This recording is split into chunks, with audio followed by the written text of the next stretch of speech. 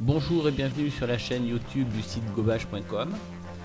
Aujourd'hui je vous propose le montage d'un modèle très rustique. Je l'ai appelé la mouche à vache et je l'utilise surtout sur les petits ruisseaux. Ici c'est le parcours no-kill de la Dadalouse sur le plateau de 1000 vaches. C'est une mouche d'ensemble qui n'imite rien de particulier, mais ce qui est important c'est surtout la silhouette et le corps que j'ai réalisé avec des herles de paon qui sont un super matériau mais très fragile, et je vous montrerai comment je les consolide. On aura besoin d'hameçons droits, alors j'utilise de 12 à 16. Les cerques seront faites avec des fibres de pelle de coq limousin ou de pardot, le corps en herles de paon, et la collerette sera réalisée soit avec un hacle ou comme ici avec un saddle. Et on aura besoin bien sûr de fil de montage. On fixe la soie de montage, on coupe l'excédent. On fixe ensuite les cerques.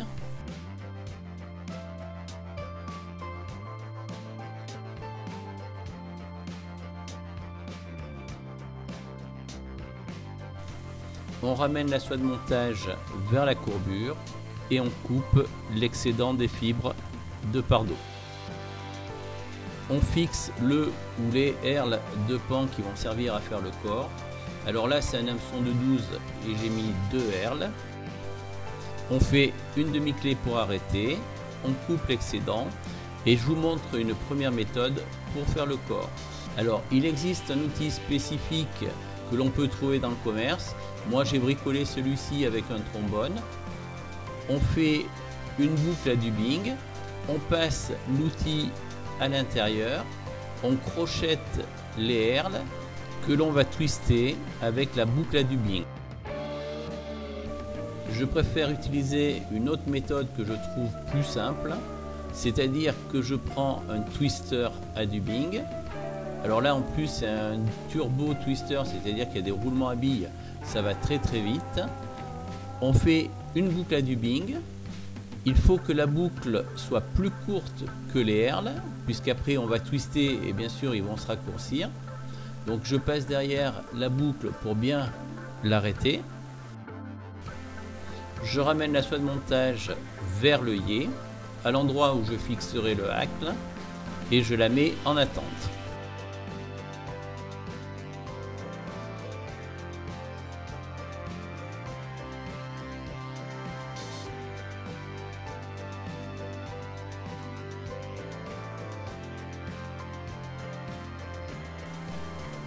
Je passe les herles de paon dans la boucle et pour pas qu'ils ressortent quand je vais twister, je les repasse en dessous. On tire sur le twister et ensuite on le fait tourner. On va réaliser le corps en enroulant le paon et bien sûr si on a un étau rotatif c'est encore plus facile.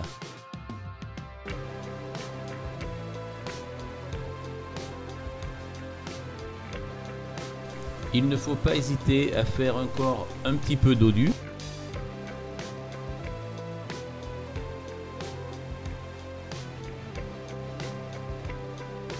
On arrête avec la soie de montage et on coupe l'excédent de boucle et de paon.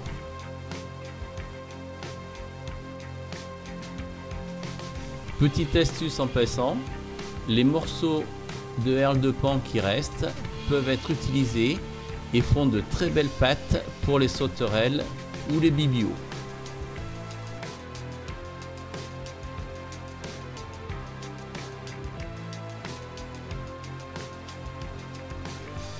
On fixe la plume, soit le hacle ou le saddle qui servira pour la collerette. On ramène la soie de montage à l'œillet, une demi-clé et on la laisse en attente.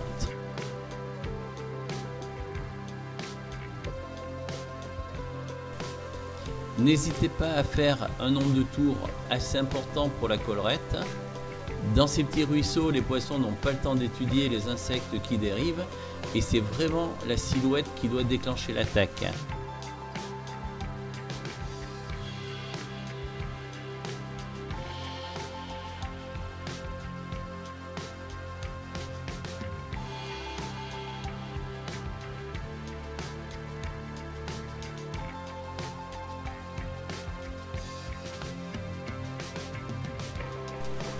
On arrête avec la soie de montage et la plume vers le haut pour ne pas boucher l'œillet.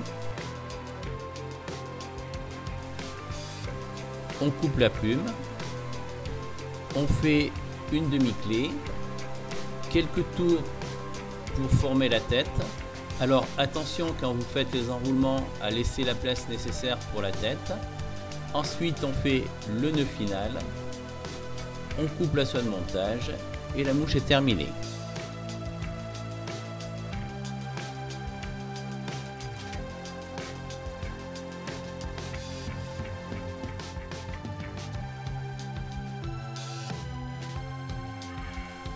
Je pratique cette pêche avec une canne courte. Là c'est une 7 pieds 6, une soie naturelle. Et lorsque l'on attrape quelques poissons, comme ce fut le cas avec Marc lors d'une sortie sur le territoire de la PPMA des Monédières, donc des poissons 100% sauvages, c'est une gestion patrimoniale, c'est vraiment la récompense. Et puis il ne faut pas regarder que sur l'eau, parce que des fois la récompense elle peut être sur les bordures. Voilà de quoi faire l'omelette pour le soir. Si ce genre de vidéo vous a plu, surtout n'hésitez pas à partager, à vous abonner et à liker. Nous, ça nous fait plaisir de voir que ce qu'on vous propose vous convient. Pensez à relâcher vos rêves et on va terminer avec ce magnifique poisson pris par Marc.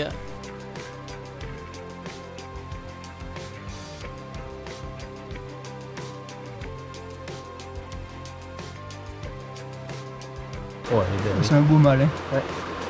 C'est un beau mâle.